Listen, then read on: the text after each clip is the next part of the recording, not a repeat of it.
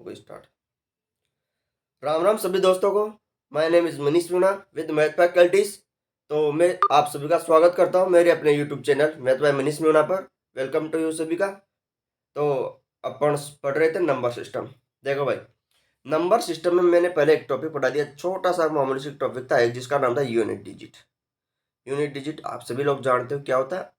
Unit digit का मतलब अंक ज्ञात करना। और यूनिट डिजिट भी अपने आप नंबर सिस्टम बहुत महत्वपूर्ण टॉपिक है। नंबर सिस्टम संख्या पद्धति। देखो, ये तो हो गई नंबर सिस्टम की बात। और आज पढ़ेंगे अपन इकाई का अंक। इकाई का अंक वही है, इकाई का अंक कोई अलग नहीं है, जिसको बचपन से पढ़ते आ रहे हैं। पहली क्लास से शुरुआत गणित की इकाई अंक से होती है कि कोई संख्या दे दी जाए तो पूछता है कि इसका इकाई का अंक क्या होगा। तो जो पहल पहल का अंक होता है वही इकाई का अंक होता है किसी भी संख्या का।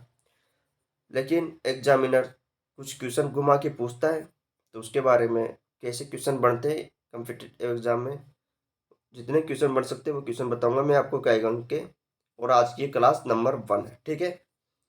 देखो भाई, नंबर सिस्टम का टॉपिक जो है ना, एसएससी का कोई सा भी एग्जाम ले लो, आप सीएचएसएल ले लो, आप सीपीओ ले लो, आप एमटीएस ले लो, आप सीजीएल प्री ले लो, कोई सा भी ले लो, इसमें कम से कम 2 से 3 क्वेश्चन तो आते आते नंबर सिस्टम से। रेलवे का कोई भी ले लो आप, रेलवे में एनटीपीसी लो चाहे ग्रुप डी, में भी कम से कम 2 से 3 क्वेश्चन तो पूछता है नंबर सिस्टम से। बैंक में भी खूब क्वेश्चन पूछता है, इससे बैंक में भी 7 से 8 क्वेश्चन आता है। और रही बात सीडीएस एग्जाम की, तो सीडीएस एग्जाम जो यूपीएससी कंडक्ट करवाता है उसमें इस नंबर सिस्टम से 20 क्वेश्चन पूछे जाते हैं कम से कम। नंबर सिस्टम बहुत बड़ा टॉपिक है। इसके अंदर देखो, यूनिट डिजिट टॉपिक आता है, इकाई अंक आता है, सेसिमल प्रमेय आता है, विभाज्यता का नियम आता है, और एचसेप एलसीएम भी इसी के अंदर आते हैं, पर उसको अलग भी करवा दिया जाता है, ठीक है। और जो एसएससी सीजीएल पेपर होता है, सीजीएल मेंस का पेपर होता है, सीजीएल मेंस, उसमें भी इससे कम से कम 7 से 8 क्वेश्चन पूछे जाते हैं, ठीक है ना। तो वाकई में बहुत ही बड़ा टॉपिक है, बहुत अच्छा टॉपिक है। और जब तक नंबर सिस्टम समझ में नहीं आएगा ना, कैलकुलेशन भी इतनी फास्ट नहीं हो पाएगी, इसलिए नंबर सिस्टम भी आना जरूरी है। तो मैं कुछ बेसिक से शुरुआत करता हूँ, छोटी छोटी चीज़ों से, फिर छोटी छोटी चीज़ें करते हुए आगे बढ़ते जाएंगे अपन, ठीक है ना। तो देखो, आपको कोई संख्या दे दी जाए, जैसे कि मैं दे दूं, ये संख्या दे दी जाए और आपसे पूछा जाए कि इसमें इकाई का अंक क्या होगा, तो जाहिर सी बात है, जो छोटा सा बच्चा जो स्कूल में जाता होगा कक्षा 2, 3, 5 का, वही बता देगा कि सर इसके अंदर इकाई का अंक होगा 8, जो कि बिल्कुल सही है, ठीक है ना। मैं कहूँ आपसे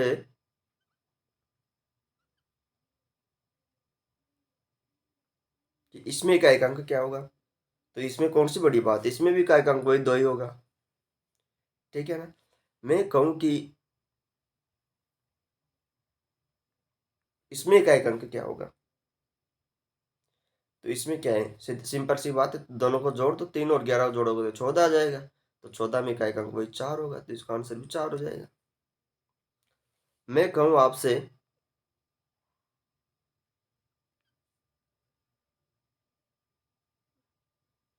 कि इसमें इकाई का अंक क्या है, तो वही सिंपल तरीका है। अब देखो, या तो दोनों को जोड़ दो, तो 78 23 हो गया 101। भाई देखो, 3 और 8 11, असल को 1 2 3 7 1 10। अब देखो, इसमें भी इकाई का अंक क्या होगा, एक ही होगा। अब देखो, जब भी जोड़ का क्वेश्चन आए इतना कितने डिजिट का, तो उसमें क्या है, पूरी संख्या इकाई का अंक पूछे तो पूरी संख्या को जोड़ने की जरूरत नहीं है, सिर्फ और सिर्फ इकाई के अंकों को जोड़ दो। तो इसमें 8 है, तो इसमें भी 8 को जोड़ दो, इधर 3 है, 3 को जोड़ दो, तो कितना हो गया 11। 11 में क्या आएगा, इकाई का अंक। तो ऐसे करने की भी जरूरत नहीं है भाई, ठीक है ना। मैं कहूँ आपसे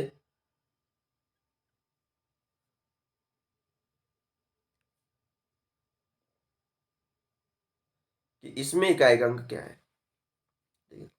तो पहला मेथड तो वही कि इसको भी जोड़, इसको 34 और 56 को जोड़ दो, ठीक है। भाई 34 और 56 को जोड़ लो, 90 हो गया। 90 में 78 जोड़ोगे तो 68 हो गया, 168 हो गया, ठीक है ना। तो इकाई का अंक क्या हो जाएगा, 8। अब देखो, तो पूरे की जोड़ने की जरूरत नहीं है इसमें। इसमें जो जो संख्या की इकाई का अंक है ना, उनको उनको जोड़ दो, ठीक है ना। तो इसमें इकाई का अंक क्या है, 4, और इसमें क्या है, 6, और इसमें कितना है, 8। तो कितना हो जाएगा, अब देखो यहाँ से भी देख जो, 4 और 6 10, 10 में 8 जोड़े तो 18, 18 में इकाई का अंक 8।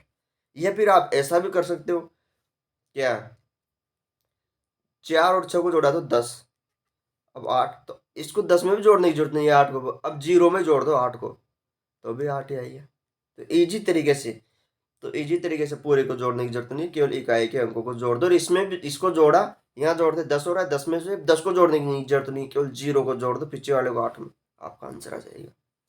सही नहीं है, बोलो हाँ या ना। आगे देखो,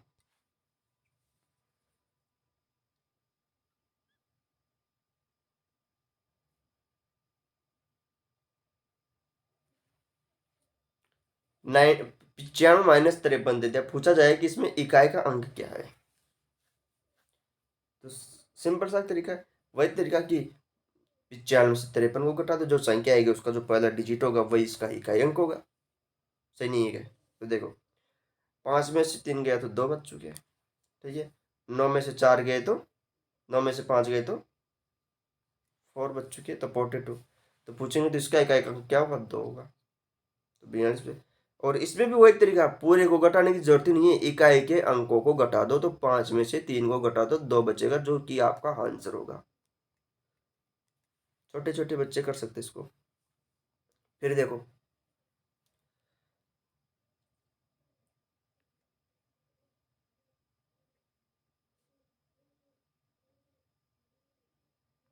हम्म, अब क्या होगा, अब क्या होगा, तो वही सिंपल सा तरीका, अब कौन सा अलग होगा। अब देखो, अब यहाँ पूछो कि इकाई के अंक में से घटाए 7 को, यहाँ तो 3 है, 7 कैसे घटेगा, तो इसमें से उधार ले लेते हैं, उसमें क्या है, 13 हो जाएगा। अब 13 में से 7 जाएगा तो 6 बच जाएगा। या तो पूरी संख्या को उठा लो, तो पूरी को उठा के देख लेते हैं, फिर अलग को भी देख लेंगे। तो 13 में से 7 गया तो 6 बच गया, यहाँ 7 रह गया, 7 18 हो गया, 17 हो गया, 17 में से 9 गया तो 8 बच गया, और यहाँ 6, 6 में से 0, तो इकाई का अंक हो गया 6। दोनों आया ना, सही है ना। आगे देखो, आपको कहा जाए,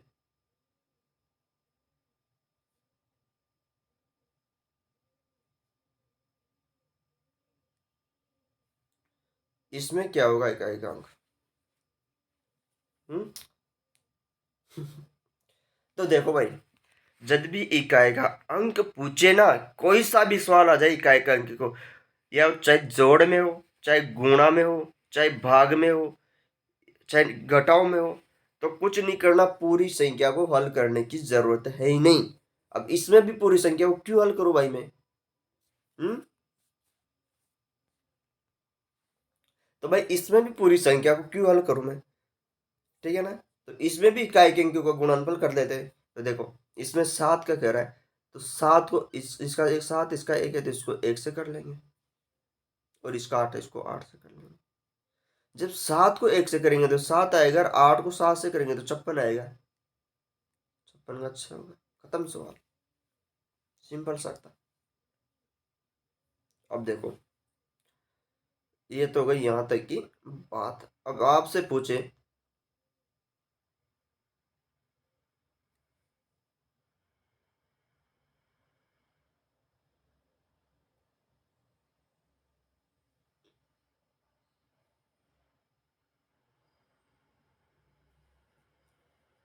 देखो क्या होगा इसका इकाई का अंक, देखो बताओ, सॉल्व करने की कोशिश करो। देखो, कुछ नहीं करना, वही तरीका है, इकाई के अंक को गुणा कर लो, तो इसमें 7 को गुणा कर लो 8 से, और इसको 5 से गुणा कर लो। मैं आपको यहाँ एक चीज बताऊंगा अभी, जो ध्यान से सुनना, ध्यान से सुनना। तो कितना आया, 56, 56 में क्या बचा, 6, फिर 5 से गुणा करना 56 को, तो 56 से करने की जरूरत नहीं है, 5 से ही कर लो, 6 को 5 से कर लो, 30 आया, 30 में 0, तो इकाई का अंक होगा 0। आगे देखो, अभी याद रखना इसको, अभी एक फॉर्म बताऊंगा मैं आपको।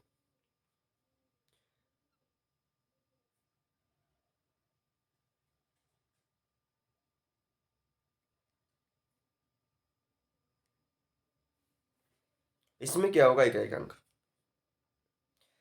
तो इसमें भी कुछ नहीं, इनके इकाई के अंकों का गुणनफल कर लो, सिंपल है ना। तो 3 को 9 से कर लो और 9 को 5 से कर लो। तो 3 को 9 से किया तो 27, फिर 27 को 5 करेंगे तो कितना होगा, वही 135। 7 पंजे 35, यहाँ साल का 3, 10 और 3 13। ठीक है, तो इसमें क्या आएगा, क्या होगा 5। अब देखो, अब यहाँ 27 से भी करने की जरूरत नहीं थी, 5 को 7 से कर लो, 5 को 35 आ रहा है, तो 35 में तो 5 ही बचेगा ना। कुछ आया समझ में यहाँ, इस जगह पे देखो एक और देखते हैं।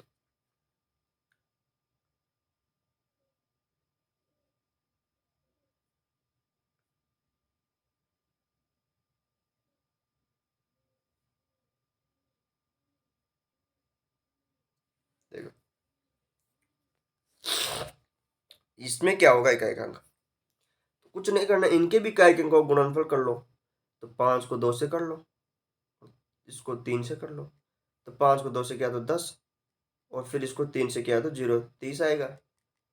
30 का 0, या फिर 0 को 3 से करोगे तो 0 ही आएगा। अब देखो 0 है ना। अब देखो 5 को किसी भी सम संख्या से गुणा करेंगे ना, तो उसका इकाई अंक हमेशा हमेशा क्या आएगा, 0 ही आएगा।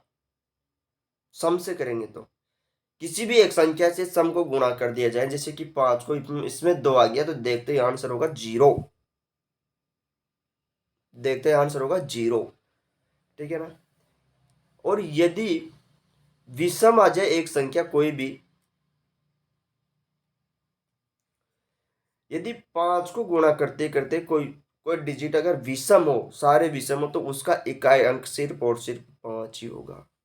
कैसे, तो सम संख्या तो कौन कौन सी होती है, देखो सम सभी को पता है, कोई दोहरा ही नहीं इसमें।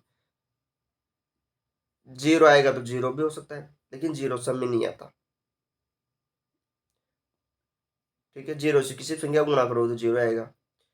2 हो गई, 4 हो गई, 6 हो गई, 8 हो गई। ठीक है ना।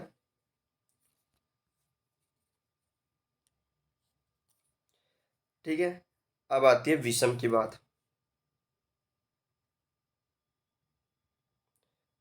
सभी जानते हैं कि पहले पहले तो 1 आता है, 3 आता है, 5 आता है, 7 आता है, 9 आता है। अब देखो, अब मैं कहूं कि सम संख्या है ऊपर की, अगर इसको 5 से गुणा करेंगे, 5 से गुणा करेंगे, देखिए 5 को देखो, 5 को 2 से गुणा करोगे तो 10 आएगा।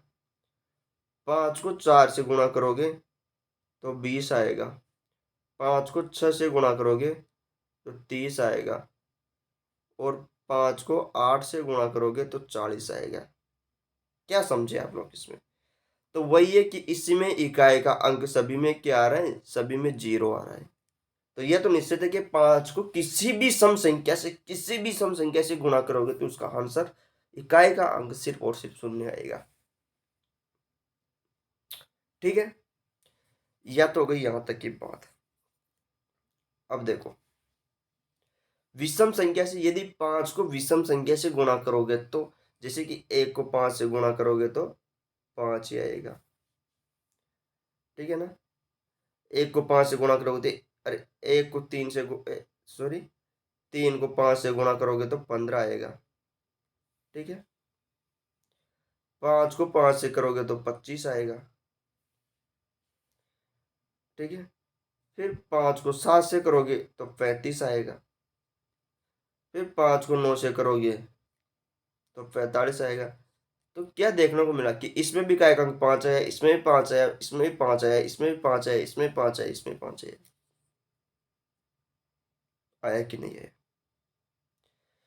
तो मैं कहना क्या चाह रहा हूँ कि किसी भी विषम संख्या को 5 से गुणा करोगे तो उसका इकाई का अंक और सिर्फ क्या आएगा, 5 ही आएगा।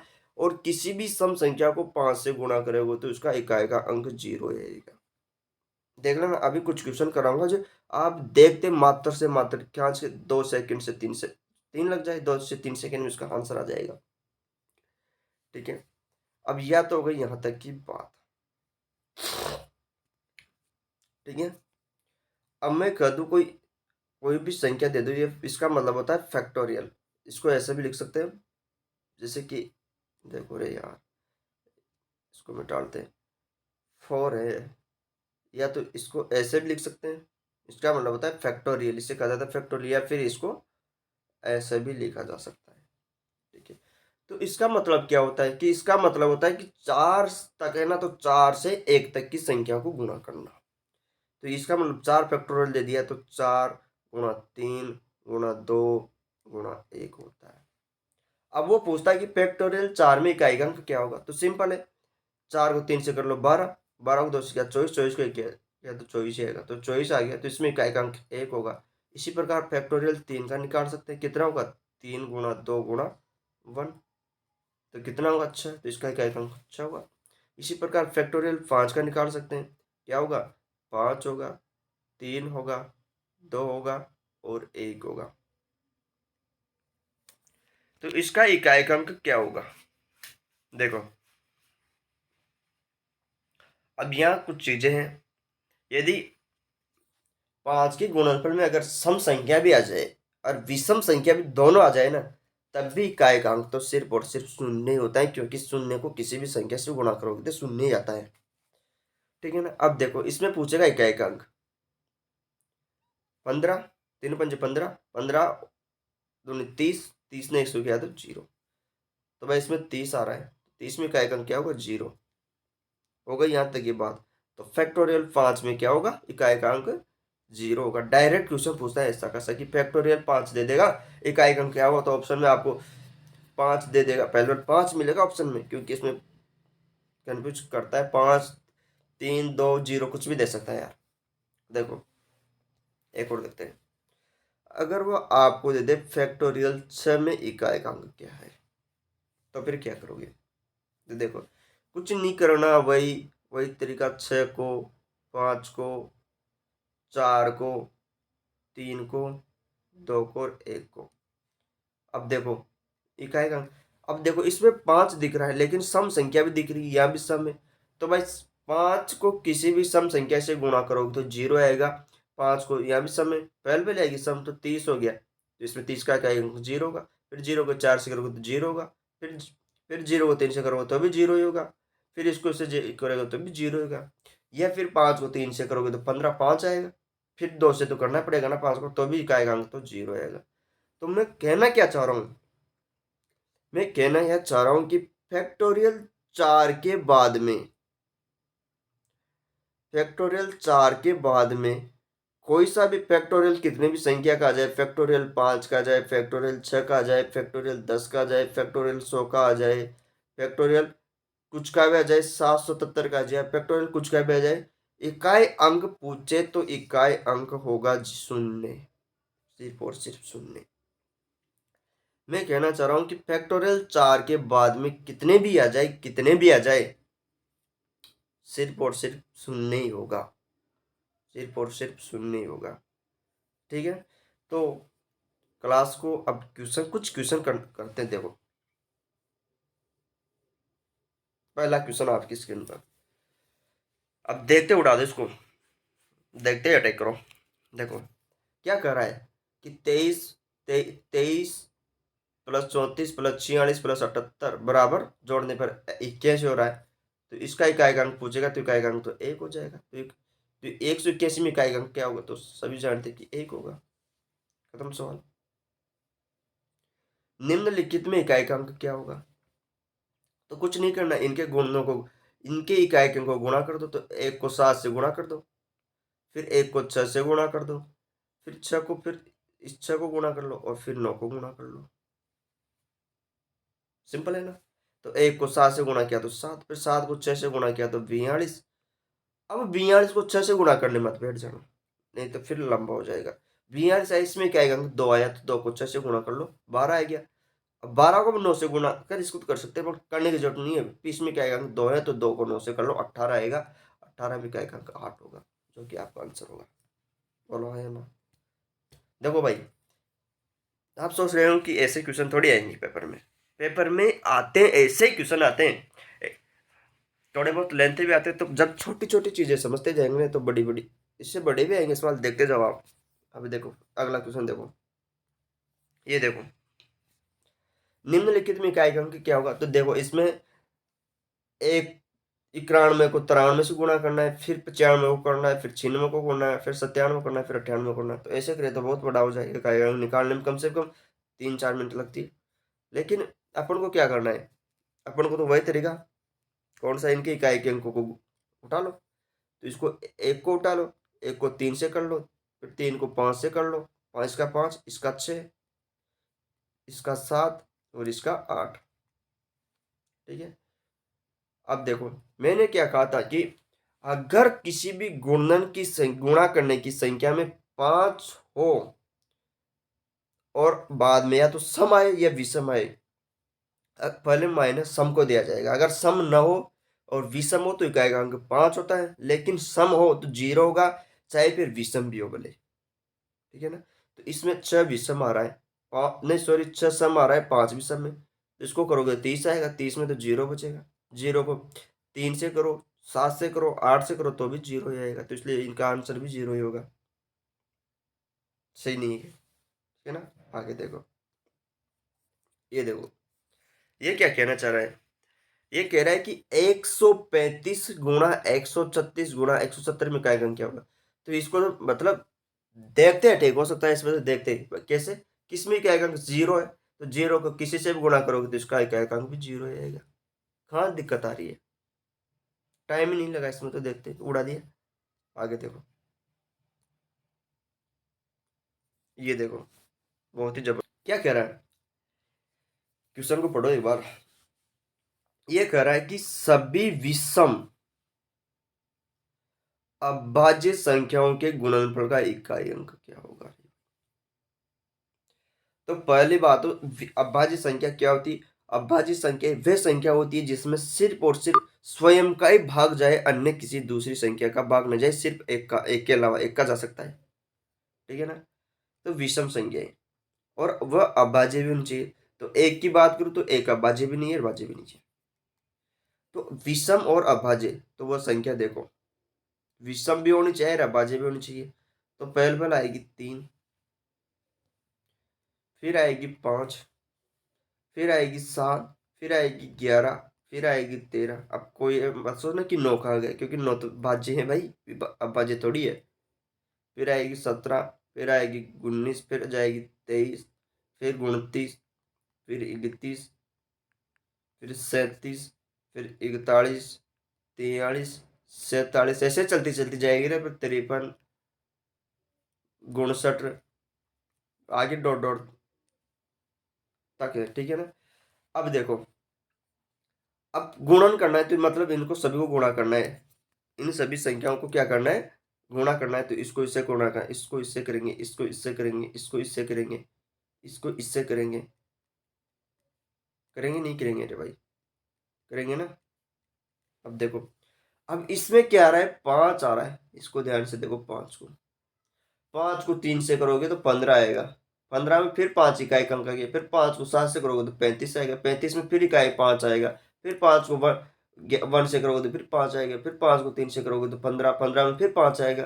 तो कहने का मतलब क्या है, डायरेक्ट ये इस थ्योरी पे बेस पे क्वेश्चन पूछा जा सकता है कि सभी विषम अभाज्य संख्याओं के गुणनफल भी क्या अंक क्या होगा। तो क्या होगा, 0 होगा, सिर्फ और सिर्फ 0 होगा। ठीक है ना।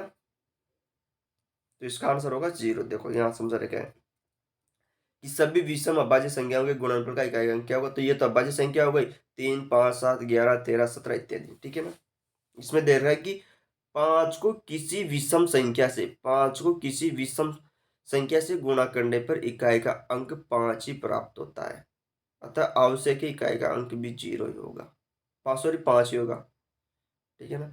और सम से करे तो ये भी पूछ सकता है कि यहाँ सम भी दे सकता है कि सम भाज्य संख्याओं को गुणनफल कितना होगा 5 से करने पर, तो 0 होगा।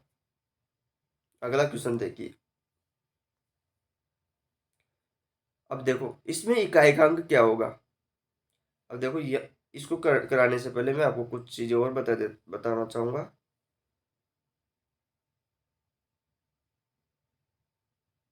ठीक है ना। देखो भाई, इस क्वेश्चन को करेंगे, इस क्वेश्चन को अगली क्लास में करेंगे। इसके लिए कुछ थ्योरम है, मैं कुछ थ्योरम बताऊंगा नेक्स्ट क्लास में। तब तक के लिए जुड़े रहिए बाय ये। और चैनल, अगर क्लास थोड़ी बहुत आपको समझ में आई हो तो चैनल को सब्सक्राइब कर सकते हो। ठीक है ना। सभी दोस्तों को लव यू, राम राम। ठीक है, ओके, गुड बाय।